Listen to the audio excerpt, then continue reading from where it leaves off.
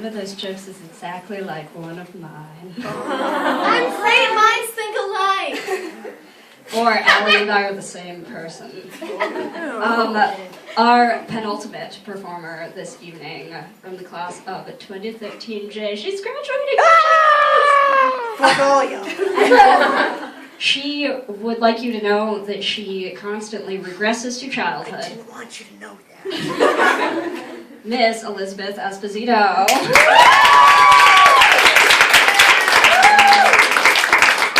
So I'm Miss Esposito, and if you heard my name, I'm sure you were assuming that I was Latina, and I'm sorry. Because usually when people hear my name, they assume I'm Latina, and they get really excited. They're like, yes, POC.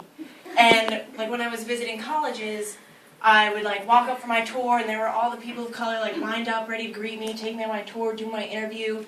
And as I walked up smiling, all the excitement would slowly drain from their faces. So I apologize. Yeah, but I'm Italian, so that's where my name comes from. And so naturally I'm Catholic, and that has its own like connotations. And apparently we have our own version of family planning, which is just a combo of like the rhythm and the calendar methods. And I guess it's a considerable improvement from back in the day, because my mom's the youngest of 11, and I'm just one of 2, so cousins represent. Anyway, so I found all this out when my mom was trying to explain to me that I wasn't planned, necessarily, which is always an awkward conversation for a 13-year-old to have with their mother. But I don't like to think of myself as unplanned. I like to think of myself as God's divine will. Like, I just showed up and they had to deal with me. Like a delayed flight or crops failing. I'm on that level. But looking back, I'm really not surprised that my parents weren't prepared to have me, because most of my life skills I learned from TV and movies. So, like, my dad would pass out from watching Nova, and I got to watch all the R-rated movies as, like, a kindergartner. So, one summer, I got to see the cinematic masterpiece that is Jaws, age 5, okay? And that was also the summer that I was starting swim lessons at a YMCA lake swim camp. And I was like, sharks aren't in lakes, I'm fine. I was very sassy. And so I go to swim lessons as like one of those children with the hysterical pregnancy belly, like they're not fat anywhere else, just here. I was in this orange ruffle butt bikini, and I get in the lake with like my styrofoam barbell and my water wings, whatever, and I'm learning to swim and having a great time with my other polywog friends. And if you've been to a YMCA swim camp, you know that polywog is the lowest level, and then you graduate to guppy, and then minnow, and then fish. And when you're basically on a swim team, you're a shark. So at the end of the lesson, my instructor goes, "Okay, Polly, it's time to get out. The sharks are coming out."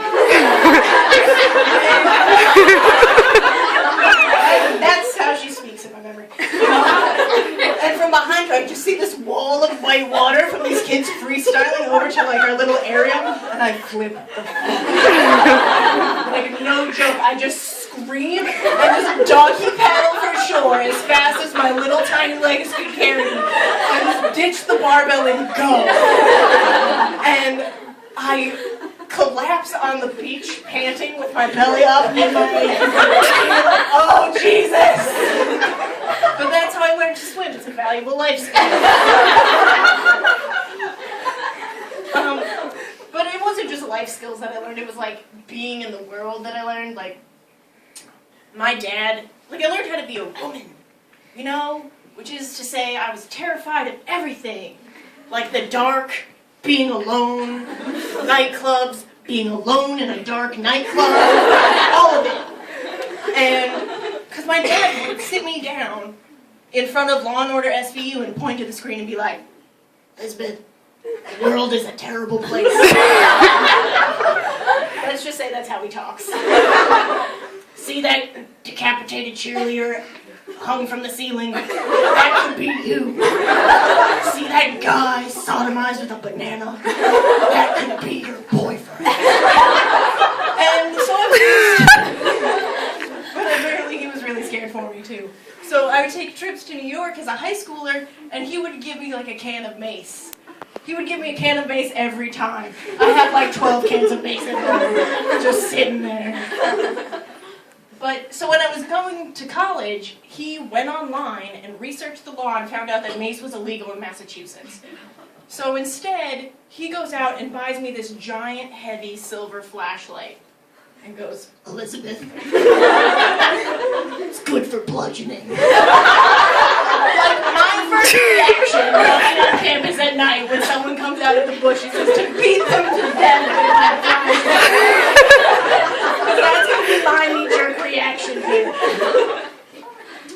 Oh, man. But yeah, but as a kid, all this conditioning really, really scared me. Like, I remember one time, ooh, it's a Christmas story, actually.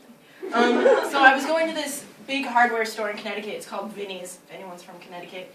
Yeah.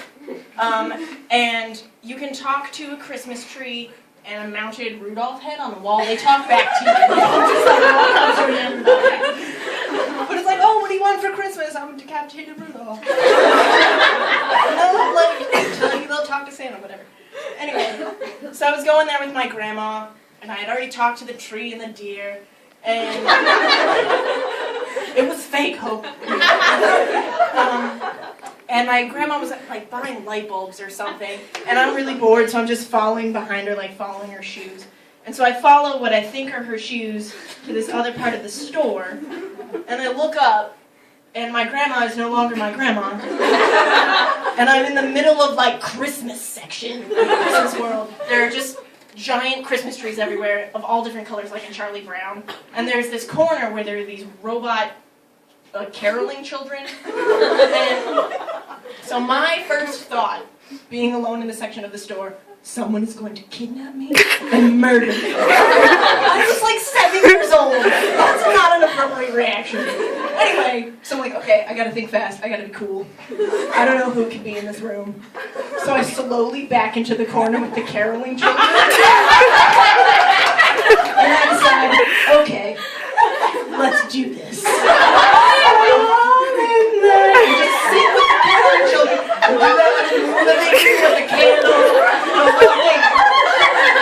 I thought it was brilliant. To my surprise, I start to attract a crowd. And these people are just in like a semicircle, like laughing and pointing at me. Oh my God, they're all here to kill me. Every single one of them. Oh, shh. So I'm like, okay, just be cool. Just be cool, it'll be fine. Just keep going. It's gonna be okay. And then like a Hanukkah miracle, I hear the cashier on the intercom go, Elizabeth, to register 1, your grandma's really worried about you. Elizabeth, to register 1. And I'm like, yes. And I go tearing out of there, running as fast as my tiny legs can carry me. But I'm still trying to keep my cover, like just in case somebody reaches out from the light bulb aisle and scoops me up. So I'm screaming Silent Night at the top of my lungs. I'm just gonna ward off all enemies. And I made it to my grandma, and I didn't get kidnapped, so I guess it worked out.